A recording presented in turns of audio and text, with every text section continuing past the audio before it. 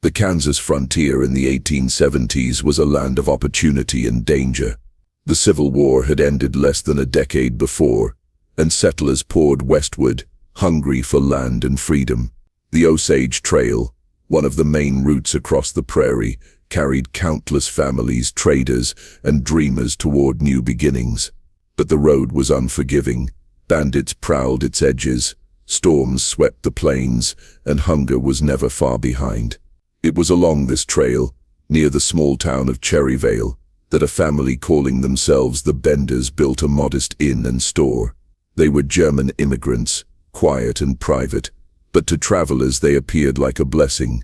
A warm hearth, a hot meal, and a place to rest were luxuries in a land where nights could be brutal. The family consisted of 4 members: John Bender, the patriarch, a heavy, brooding man who spoke little English; his wife Elvira, sharp-eyed and severe, with a reputation for being unfriendly; their son John Jr., oddly cheerful, prone to nervous laughter that unsettled those who heard it; and the daughter Kate. Kate was different. Young, striking, and charismatic, she called herself a healer, offering spiritual readings and herbal remedies. She was bold too, something unusual for the time, giving public talks on free love and mystical healing. Men who might have avoided the inn otherwise found themselves drawn in by Kate's beauty and confidence. She became the face of the family's business, the one who made travelers feel welcome. At first, the inn seemed like any other roadside stop. Guests could buy food, supplies, or rent a bed for the night. The building itself was simple, a one-room structure divided by a canvas curtain. On one side, travelers ate at a long wooden table. On the other, the family slept. Behind the inn stretched an orchard, and beyond that, the endless plains. But beneath the surface, the Benders' hospitality carried a dark purpose. The family was not just welcoming travelers, they were hunting them. The first hints came with whispers. A man traveling west never arrived at his destination. A family disappeared after passing through the area. A wagon was found abandoned on the trail, the horses wandering loose, but no sign of the owner.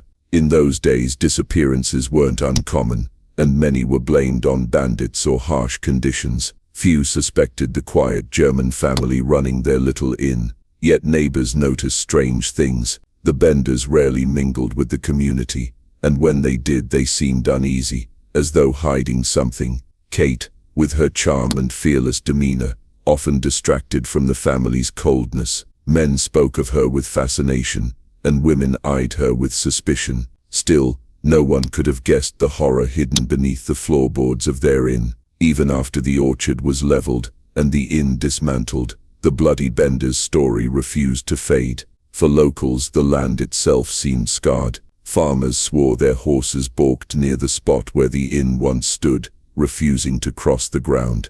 Children claimed they heard voices calling from the soil, whispers that sounded like crying, begging for release. By the late 19th century, the story had already crossed from history into folklore.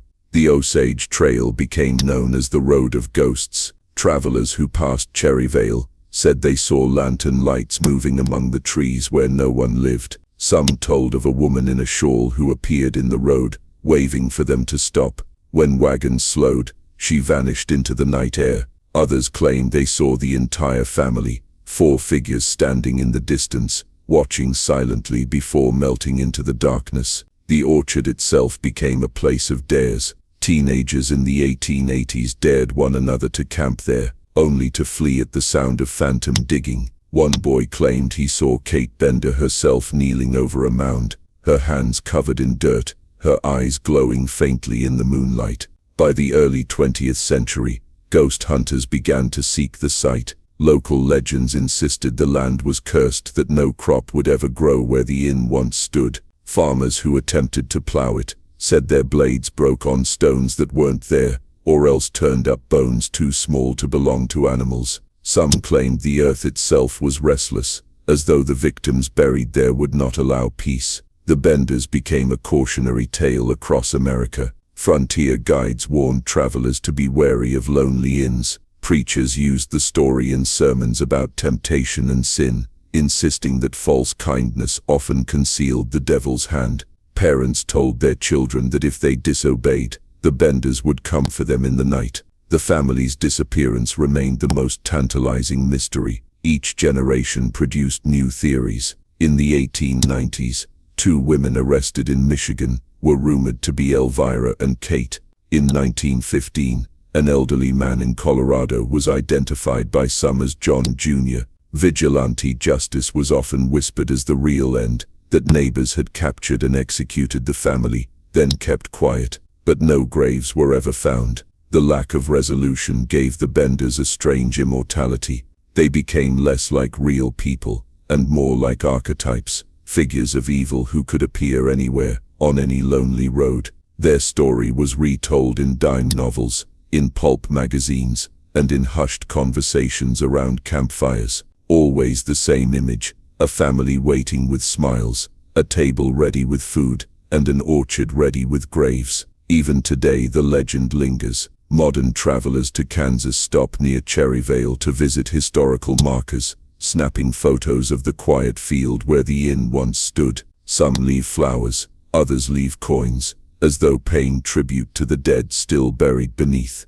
Ghost tours whisper of screams heard on stormy nights, of footsteps on empty ground. The bloody benders remind America of 2 truths: that monsters sometimes come not as strangers, but as families, and that the land remembers what it has consumed. And on the prairie where the orchard once grew, some still say the ground breathes when you stand very still, as if the victims buried there are not yet done telling their story. What no traveler knew was that the benders had developed a method. When a guest sat at the long dining table, his back was usually to the canvas curtain. Kate would engage him in conversation, drawing out his story, making him feel at ease. Then, while his guard was down, one of the men, often John Sr. or John Jr., would strike from behind with a hammer or mallet, crushing his skull. Before the victim could cry out, his throat was slit, and his body dragged through a trapdoor beneath the table into a pit below. At night the family carried the corpses to the orchard, burying them in shallow graves among the trees. The orchard flourished with unnatural vibrancy, its growth nourished by the blood beneath the soil. For a time the murders went unnoticed. The prairie was vast, and travelers often vanished without explanation. But as the seasons passed, the number of disappearances grew, and while the benders continued to smile and welcome guests, the land around their inn began to whisper with suspicion. The stage was set for one of the most disturbing family crimes in American history, one that would turn the name Bloody Benders into legend. By the early 1870s, the Bender Inn had become a familiar stop along the Osage Trail. Dozens of travelers passed through its doors. Some left, but many did not. At first no one noticed. The frontier was vast, and danger lurked at every bend in the road. If a man vanished, it was often blamed on bandits, illness, or misfortune. But over time, the pattern became too obvious to ignore. Merchants carrying goods to Independence never reached their destinations. Families heading west seemed to vanish between towns. A farmer who stopped for supper at the Bender's Inn was never seen again. Wagons were discovered abandoned along the trail, horses still tethered, supplies untouched. Yet the travelers themselves were gone, as if swallowed by the earth. Neighbors began to mutter among themselves. The Benders were strange, everyone agreed. John Sr. barely spoke, muttering in thick German when pressed. Elvira, called she-devil by some, was cold and unfriendly, her eyes sharp with suspicion. John Jr. was nervous and unsettling, his laughter ill-timed and manic. Only Kate seemed normal, even alluring, with her bold charm and claims of healing powers. It was Kate who drew people in. Travelers who might have passed the inn without stopping often stayed after meeting her. She advertised herself as a spiritualist, able to speak with the dead and cure ailments with herbs. Some men, entranced by her beauty, came hoping for more than remedies. Kate promised love and comfort, words that meant one thing to some and another to her. But beneath her smile, the plan was always the same. When a guest sat at the Bender's long wooden table, Kate would engage him in conversation. She asked about his family, his money, his travels. Behind him, hidden by the canvas curtain, One of the men waited with a hammer. At the right moment, the blow fell, quick, brutal, crushing the skull. Before the victim could even cry out, his throat was slit. His body was dragged through the trapdoor beneath the table into the cellar. The cellar pit grew stained with blood. At night the family carried the corpses to the orchard, burying them in shallow graves. Some were stripped of valuables, their belongings stored in the inn or sold off quietly in town. Others were left as they were, nameless souls hidden beneath the trees. Rumors spread, though no one had proof. A man once claimed to hear cries from beneath the floor while eating at the inn. Another swore he saw the Benders dragging a sack through the orchard at midnight. Yet without bodies, the whispers remained only whispers. Still, unease grew. Farmers living nearby noticed that the Benders never seemed short of supplies. Their pantry overflowed with food, their shelves stocked with goods, yet no one recalled seeing them shop or trade as often as they should. A blacksmith claimed he saw Kate wearing jewelry that belonged to a missing woman, and when pressed about these suspicions, Martha and Elvira only grew colder, while Kate smiled and brushed off the talk. By 1872, the trail was alive with fear. Travelers began avoiding the inn, warning one another of its strange keepers. Some said the Benders practiced witchcraft, others claimed they were possessed by demons. Still others insisted they were simply criminals, preying on the vulnerable. Whatever the truth, the orchard was becoming a graveyard. The killings might have continued indefinitely, but greed, or perhaps arrogance, brought them down. Their mistake was targeting the wrong man, Dr. William York. York was a respected physician, well known in Kansas. He was the brother of a powerful state senator, and unlike other travelers, his disappearance could not be ignored. When York vanished after passing through the Osage Trail, his family demanded answers. Search parties were organized, the trail combed. The Benders were suddenly under scrutiny like never before. Neighbors recalled seeing York stop at the inn. Others mentioned strange activity in the orchard. For the first time, the whispers began to harden into accusations. Something was wrong at the Bender property, and the community could no longer pretend otherwise. The stage was set for discovery, and when the truth finally came to light, it would horrify the nation. Dr. William York was not the kind of man who could simply vanish without consequence. He was a respected physician, known across Kansas, and more importantly, he came from a powerful family. His brother, Colonel Ed York, was a Civil War veteran. Another brother, Alexander York, was a Kansas state senator.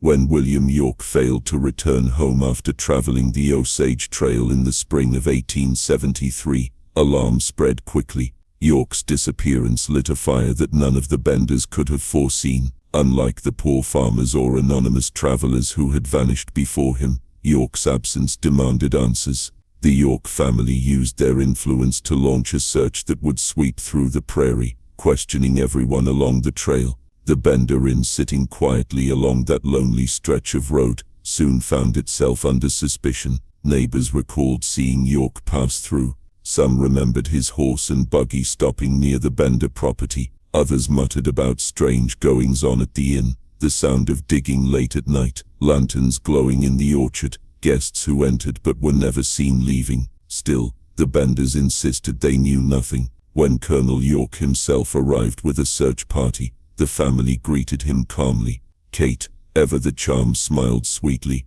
and claimed they had no knowledge of his brother's fate. John Sean muttered angrily in German, as though insulted by the accusation. Elvira, cold and hard-eyed, insisted they were God-fearing people. John Jr. laughed nervously, saying perhaps York had simply lost his way. Kate even attempted to distract the colonel, offering to use her spiritualist powers to summon his missing brother. It was a bold move, but one that only deepened York's suspicion. The colonel pressed further, warning the family that if evidence of foul play was found, justice would be swift. He promised to return with more men to search the property. The Benders must have realized then that their secret could no longer be hidden. Within days the family vanished. Neighbors noticed the inn sat dark at night, its door unlatched, animals wandering loose. When the community finally gathered to search the place, they found the building eerily quiet. The Benders were gone, disappeared as suddenly as the travelers who had entered their home. But what they left behind would horrify even the most hardened men of the frontier. Inside the inn, searchers found a trapdoor beneath the dining table, its boards stained dark with blood. The cellar below reeked of decay, the earth damp and soaked with gore. The sight alone convinced the men that the rumors were true. The Benders had been killing travelers and disposing of them right beneath their guests' feet. Yet the worst discovery lay outside, in the orchard. Men began digging where the soil looked disturbed. Within hours they unearthed a body, the corpse of Dr. William York. His skull was crushed, his throat slit, just as the whispers had described. Nearby, more graves appeared. A man and his young daughter, buried together. Another traveler, his body stripped of valuables. As night fell, lanterns flickered over the orchard, illuminating horror after horror as more bodies were pulled from the ground. In the end, at least 11 bodies were confirmed, though many believed the true number was much higher, 20, even 30. The victims included men, women and children, all lured to the inn by the promise of rest, food or Kate's charm. Each had met the same brutal fate. The orchard became a nightmare, a field of shallow graves stretching into the distance. Word of the discovery spread like wildfire. Newspapers across the country carried the story of the Bloody Benders, America's first serial killer family. The nation was captivated and horrified, an entire family united in murder, preying on the innocent in the heart of the frontier. But as bodies were counted and graves uncovered, one question burned brighter than all others. Where had the Benders gone? The discovery of Dr. William York's body and the orchard of shallow graves sent shockwaves across Kansas. What had begun as a search for a missing physician became one of the most gruesome revelations in American history. The community of Cherryvale was horrified, and the nation read with morbid fascination as newspapers detailed the crimes of the Bloody Benders. But the family themselves were gone. By the time York's search party and neighbors descended on the inn, the Benders had already fled. The hearth was cold, the pantry stripped, the beds empty. Their animals wandered hungry, as if abandoned in haste. A sewing machine was left behind, but few other belongings remained. It was clear they had planned their escape, anticipating discovery once York's brothers came looking. The question was, where had they gone? Sheriffs, posers and vigilantes scoured the plains. Some claimed to see the family heading north in a wagon. Others swore they went west toward the frontier. The search spread across Kansas, Missouri, even into Indian Territory. Posters with their descriptions were nailed to posts. John Sr. burly and grim, Elvira sharp-eyed and scowling, John Jr. lanky with a nervous laugh, and Kate the young woman with bold eyes and an unsettling charm. Rumors bloomed as quickly as prairie fire. One story claimed a group of vigilantes had captured the family and lynched them in secret, burying their bodies in the woods. Another insisted Elvira and Kate were arrested in Missouri, but officials denied it. Still others said John Jr. and Kate had fled together, reinventing themselves as husband and wife in a distant town. The uncertainty only fed the legend. Authorities pursued every lead. Trains were searched, border crossings watched. A woman resembling Kate was reportedly arrested in Texas, but she vanished before her identity was confirmed.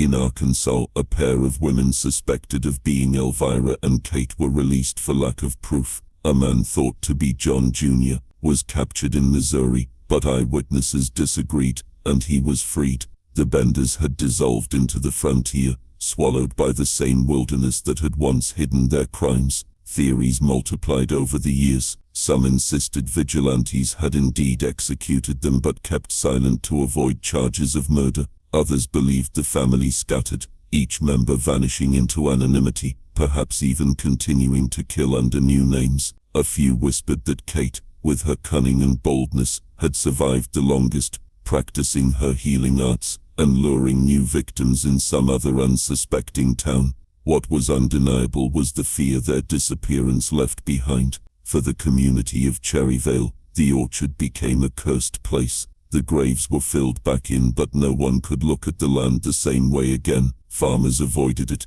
children dared each other to walk near it, and travelers refused to stop there. The Bender Inn was eventually dismantled, its boards salvaged, but the memory of what lay beneath it could never be erased. Across America, the story of the Bloody Benders grew. Newspapers described them as a family of demons, as if evil itself had taken root in human form. Sermons were preached about them, warning of the dangers of sin, greed and false hospitality. Folklorists compared them to tales of ogres and witches, devouring those foolish enough to trust them.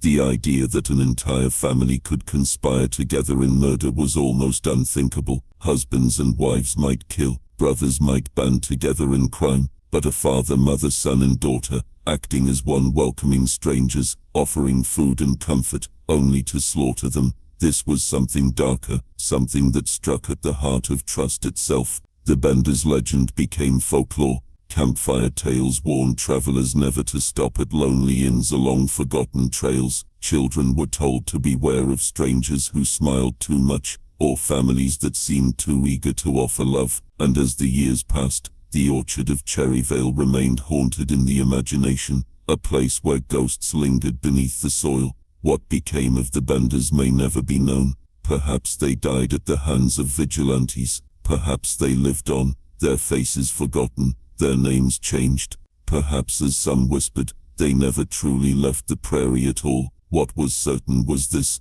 the Bloody Benders had carved themselves into American history, not with honor but with blood. The Benders vanished into history as suddenly as they had appeared, leaving behind an orchard filled with graves and a trail of unanswered questions. But their story did not die. Instead, it spread across America, taking root in newspapers, sermons and folklore, until the name Bloody Benders became synonymous with frontier horror. In the immediate aftermath of the discovery, Cherryvale was never the same.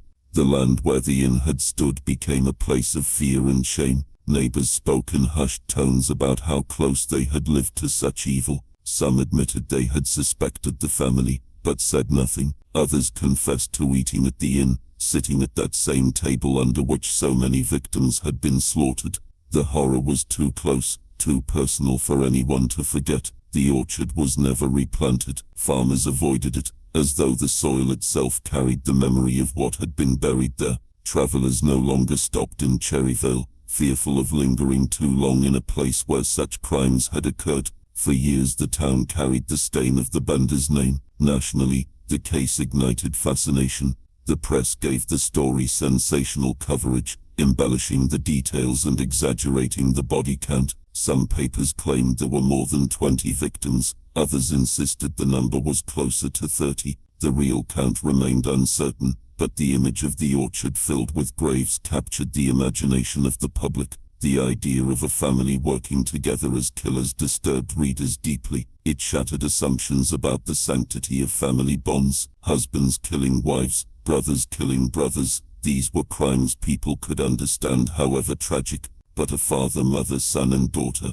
uniting to lure and murder strangers, that was monstrous in a way that felt almost supernatural. Folklore soon wrapped itself around the story. In some tellings the Benders were not human at all but demons in disguise, banished only when their inn was discovered. In others they were witches who fed their orchard with human blood to make the trees flourish. Children were warned to behave or Father Benders would get them. The family's mysterious disappearance only fueled the myths. With no bodies, no arrests, and no clear ending, the story was free to grow into legend. Over the decades, sightings of the Benders were reported across the country. A woman in Texas claimed she met Kate Bender, alive and still practicing her spiritualist tricks. In Nebraska, a man swore he had encountered John Jr. under a new name. Vigilantes in Kansas bragged they had killed the family, though they produced no proof. The lack of closure meant every shadow on the prairie might conceal the escaped killers.